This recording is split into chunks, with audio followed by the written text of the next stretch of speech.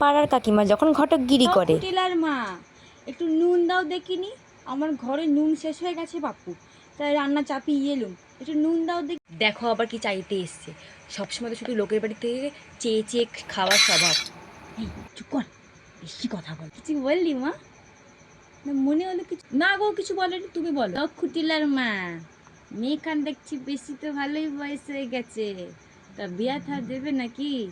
আমার এক ভালো সম্বন্ধ আছে গো, কথা কইব নাকি তোমার বেটির জন্য?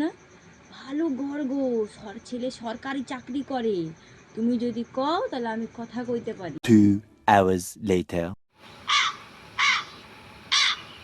A few moments later. বলি আজ আসি গো, আমার নুন বাটিটা দাও গো, অনেকক্ষণ গল্প কইলি, ভেবে চিন্তে দেখো গো, দিয়ে আমাকে পরে কইও, তাহলে আমি কইব তারে, তার মতো ভালো ছেলে কেউ না, তুমি একবার ভেবে দেখো। এ খুটিলা, কিরে মা, বিয়া করবি তো?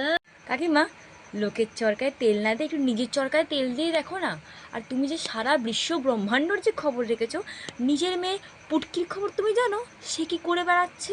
আরে মেয়ে না তো চোপা একেবারে,